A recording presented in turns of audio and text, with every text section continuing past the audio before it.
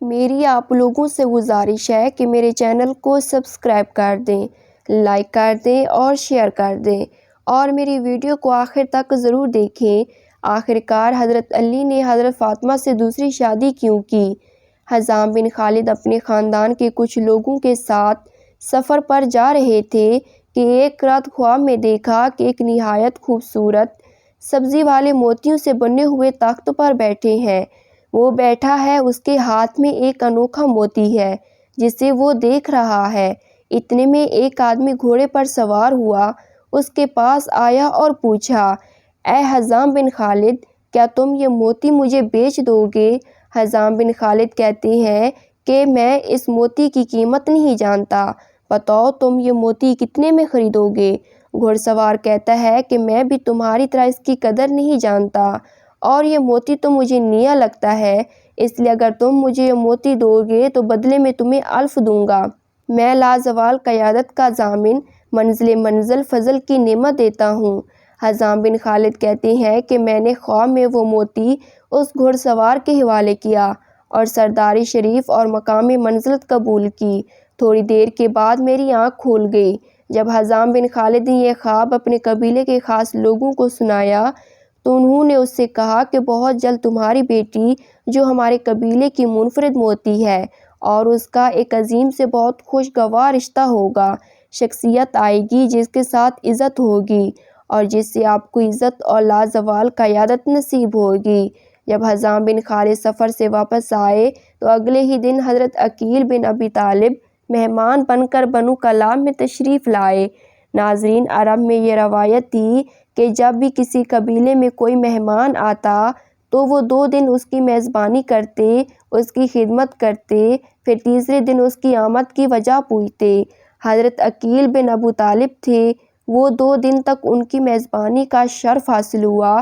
بعد میں قبیلہ بنو کلاب کا سردار حزام بن خالد نے تیسرے دن اپنے آنے کا مقصد پوچھا تو کہنے لگے کہ میں آپ کی بیٹی فاطمہ کے لیے اپنے بھائی علی بن ابی طالب کا رشتہ لایا ہوں۔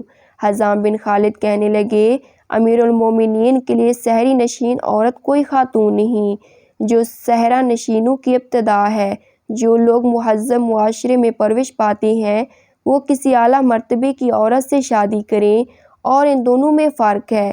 ان کی بات سن کر حضرت عقیل رضی اللہ تعالیٰ عنہ نے فرمایا کہ امیر المومنین، کوئی تم کہتے ہو اس سے باخبر ہے اور ان کوتاہیوں کے باوجود ان سے شادی کرنا چاہتا ہے۔ اس کے بعد حزام بن خالد کو معلوم نہیں تھا کہ کیا کہنا ہے۔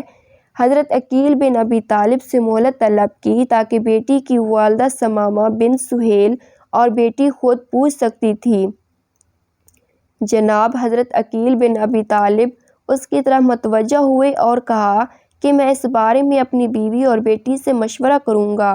حزام بن خالد اپنی بیوی اور بیٹی کے پاس گیا تو دیکھا کہ ان کی بیوی ام النبیین کے بالوں میں کنگھی کر رہی ہیں۔ داخل ہوئے اور ان سے حضرت علی کو قبول کرنے کے بارے میں سوال کیا اور کہا، آپ ہماری بیٹی کو امیر المومنین کی شریک حیات بننے کے لائق سمجھتے ہیں؟ جان لو ان کا گھر علم و حکمت اور ادب کا گھر ہے۔ اگر تم اپنی بیٹی کو اس گھر کی لونڈی بننے کے لائق بنا دو، تم جانتے ہو تو ہمیں اس رشتے کو قبول کرنا چاہیے، اگر تم نہیں جانتے کہ یہ اس کے قابل ہے تو انکار کر دو۔ ناظرین، حضرت عقیل بن ابی طالب علم انسان کے ماہر تھے، اس لیے حضرت فاطمہ آپ کی وفات کے بعد حضرت علی نے محسوس کیا کہ بچوں کی دیکھ بھال اور گھر کا انتظام کرنے کے لیے ایک عورت کی ضرورت ہے، تو آپ نے اپنے بھائی حضرت عقیل بن ابی طالب سے کہا کہ میرے لیے کوئی دیہاتی عورت تلاش کر دو جو عربوں کی نسل سے بہادر اور دلیر ہو، تاکہ میں اس سے شادی کروں اور وہ میرے لیے بہادر بیٹے پیدا کرے۔ حضرت عقیل بن ابی طالب رضی اللہ تعالیٰ عنہ کے مطابق قریش کے بعد عربوں کا سب سے مشہور قبیلہ بنو کلاب تھا۔ کلاب کے سردار حزام بن خالد کی بیٹی فاطمہ کو چن لیا، جو بہادری اور گھوڑ سواری میں ماہر تھی۔ خیر، حضرت عقیل بن ابی طالب نے حزام بن خالد سے رشتہ مانگا۔ حزام بن خالد نے اپنی بیوی سے پوچھا کہ اگر ہماری بیٹی حضرت علی کے لائق ہے، تو ان کی بیوی نے کہنا شروع کر دیا کہ حزام، خدا کی قسم میں نے اپنی بیٹی فاطمہ کی پرورش بہترین طریقے سے کی ہے اور وہ ہمارے قبیلے کی سب سے زیادہ نیک لڑکی ہے، لہٰذا اس کا نکاح علی بن ابی طالب رضی اللہ تعالیٰ عنہ سے کر دے۔ سنت نبوی صلی اللہ علیہ وآلہ وسلم کے مطابق نکاح پڑھایا گیا۔ بعض مورخوں نے نکاح کی تاریخ 23 ہجری لکھی ہے۔ نکاح کے فوراً بعد حضرت علی حضرت فاطمہ بنت حزام کے ساتھ گھر تشریف لائے۔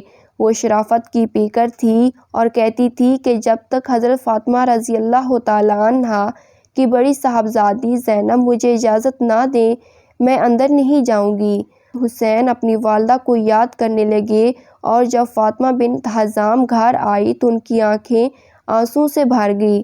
فاطمہ بنت حزام جب گھر میں داخل ہوئی تو حضرت حسن و حسین رضی اللہ تعالیٰ عنہا اس وقت شدید بخار تھا اور فاطمہ نے شادی کی پہلی رات جنت کے سرداروں پر حملہ کیا اور ساری رات اس کی خدمت میں گزاری۔ آپ کے منہ میں یہی الفاظ نکلتے رہتے کہ فاطمہ نہیں ہوں بلکہ فاطمۃ الزہرا حضرت علی کی اولاد کی بیٹی ہوں۔ فاطمہ بنت حزام جب بھی پکارتی تھی حضرت حسن حضرت حسین رضی اللہ تعالیٰ عنہ کو پکارا جاتا تھا۔ اس کی ماں یادیں تمہیں اداس کرتی ہیں